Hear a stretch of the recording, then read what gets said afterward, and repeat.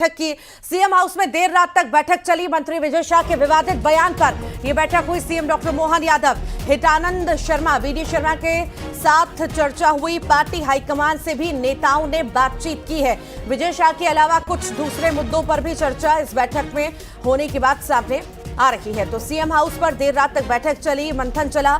साथ ही साथ ये बैठक में मुख्य जो है चर्चा का विषय विजय शाह रहे, जिनके विवादित बयान पर हर तरफ आलोचनाएं हो रही हैं। CM doctor Mohan Yadav, Hitanand Sharma, VD Sharma के साथ ही और कई पार्टी के नेता इस चर्चा में शामिल रहे।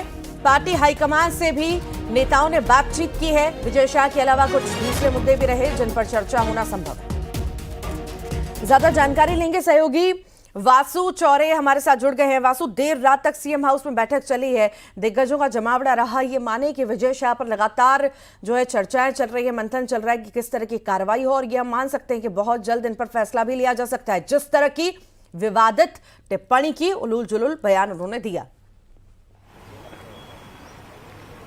जाहिर तौर पर देखिए, कल विजय शाह के बयान के मामले ने दिन भर काफी तूल पकड़ा। कांग्रेस ने पुरजोर विरोध करा, पुतले चलाए, थाने में शिकायत करने गई। हालांकि कल मुख्यमंत्री मोहन यादव बेंगलुरु के दौरे पर थे, इसलिए कोई माना जा रहा है कि ठोस डिसीजन, ठोस कार्रवाई नहीं हो पाई। लेकिन जैसे ही सीएम भोपाल वापस लौटे, देर रात तक वहां पर बैठक चली है सीएम हाउस में। सीएम हाउस में वीडी शर्मा पहुंचे, जो प्रदेश के अध्यक्ष है, संगठन महामंत्री हितानंद शर्मा वहां पर पहुंचे और सीएम के साथ जो है वो बैठक की। और ये बताया जा रहा है, जो जानकारी सोर्सेज से मिल रही है, कि विजय शाह को लेकर ही, उनके बयान को लेकर ही इस पूरी बैठक में चर्चा हुई थी। और इसी बैठक के बाद कल देर रात करीब 11:30 बजे सीएम ऑफिस से ये पोस्ट कर जानकारी दी जाती है कि हाईकोर्ट ने जो निर्देश दिए हैं विजय शाह पर एफआईआर दर्ज करने को लेकर, उसके लिए सीएम ने कार्रवाई करने के जो दिशा निर्देश हैं वो पुलिस को देने का काम किया है। वो ट्वीट भी काफी देर रात आया, तो ये माना जा रहा है कि इसी बैठक में निर्णय हुए, फैसले हुए। हाईकोर्ट का जो निर्णय आया था, जो आदेश आए थे, उनके बारे में भी सीएम को अवगत कराया गया, ब्रीफ किया गया और उसके बाद ही ये डिसीजन लेने का काम किया गया। लगातार जो विरोध है वो चल रहा है। आज भी कांग्रेस इस पूरे मामले को लेकर दिन भर विरोध करने वाली है, प्रदेश के अलग अलग थानों में आज पहुंचेगी। तो संभवतः ये माना जा रहा है कि अभी तक जो कोई कार्रवाई नहीं हुई है विजय शाह के ऊपर, अगर आप देखें तो सिर्फ उन्होंने माफी मांगी है।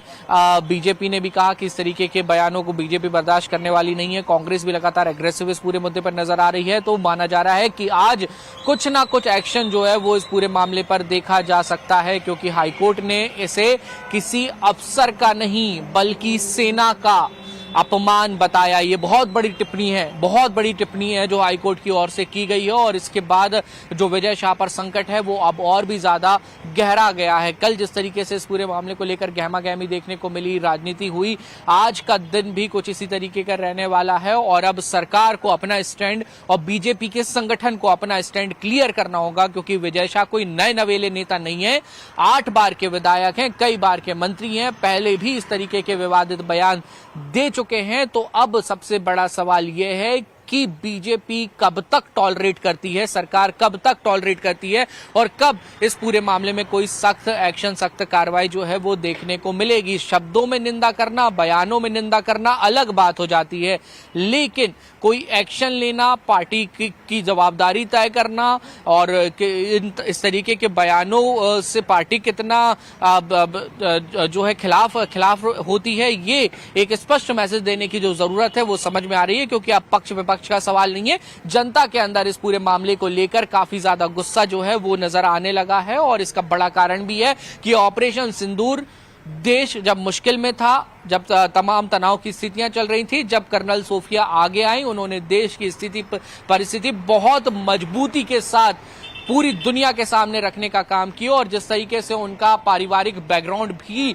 पता चल रहा है कि वो सेना परिवार से ही आती हैं, उनके परिवार में क्रांतिकारी भी रहे हैं, तो एक ऐसे परिवार की बेटी के खिलाफ इस तरीके की टिप्पणी करना ना काबिले बर्दाश्त। माने बस सभी को अब इंतजार है कि आखिर बीजेपी क्या फैसला लेती है और ये फैसले से क्या संदेश देती है जनता में। भी जिस तरह का बयान देकर के जनता में गलत एक मैसेज देने का काम इन्होंने, मंत्री जी ने किया है। फिलहाल बहुत शुक्रिया वासु।